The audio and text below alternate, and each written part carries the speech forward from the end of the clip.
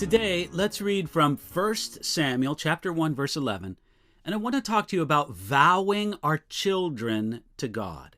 Here we go, 1 Samuel chapter 1, verse 11, which reads, "Then she made a vow and said, O Lord of hosts, if you will indeed look on the affliction of your maidservant, and remember me, and not forget your maidservant, but will give your maidservant a male child, then I will give him to the Lord all the days of his life, and no razor shall come upon his head." The woman who spoke these words was named Hannah, and Hannah was a sad woman. Trapped in a difficult marriage, she didn't get much sympathy from her husband, Elkanah. Hannah was especially frustrated because she had not yet become a mother, while others close to her did. She was, as 1 Samuel chapter 1, verse 10 described, in bitterness of soul, and she wept in anguish. Yet, Hannah did the right thing with her bitterness of soul and her tears of anguish. She prayed to the Lord, to the covenant God of Abraham, Isaac, and Jacob. She prayed honestly, pouring out her heart to God, and as she prayed, she made a vow. If God gave her a child, then that child would be specially dedicated unto him. Our text tells us she made a vow. Hannah promised her son to the work of the Lord, vowing that he would be a Nazirite from birth. We find that out from the words that she said, I will give him to the Lord all the days of his life, and no razor shall come upon his head. See, according to Numbers chapter 6, the vow of a Nazirite included the following. Number 1, abstinence from any product from a grapevine. That signified distance from all material pleasures.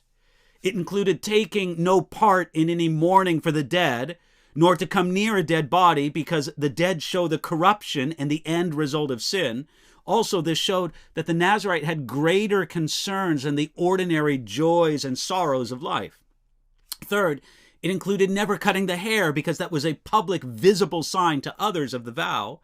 And fourth, typically the vow of the Nazirite was taken for a set and rather short period of time. Samuel and Samson were unique because they were Nazirites from birth. Now, Hannah expressed all this in the phrase, I will give him to the Lord all the days of his life. Since this hoped-for son would be from the tribe of Levi, he would already be dedicated unto God. But the time of a Levite's special dedication to the Lord only lasted from the age 30 to 50, at least according to Numbers chapter 4. Hannah took something that already belonged to the Lord, and she gave it to him again in a greater way, for the whole life, and in the dedication of a Nazirite, which was a greater consecration than being a Levite. Now, even so, we may be dedicated unto the Lord, but it is possible to give God a greater dedication.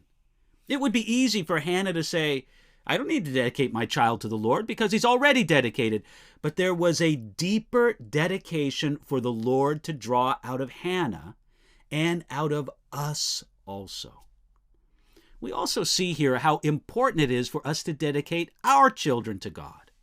Now, they belong to him, of course. Yet it is good and important for us to consciously give our children back to the God who gave them to us. We should do this when they are young, but we can and should continue to do it as they grow older. We do it in prayer, sometimes in bitterness of soul or in tears of anguish like Hannah experienced right here. Or we can also dedicate our children to God again and again, recognizing his ownership over them. Friends, do you have children? Are they precious to you? Then no matter what their age, dedicate them to God again and again and see what good things God will do through that act of dedication.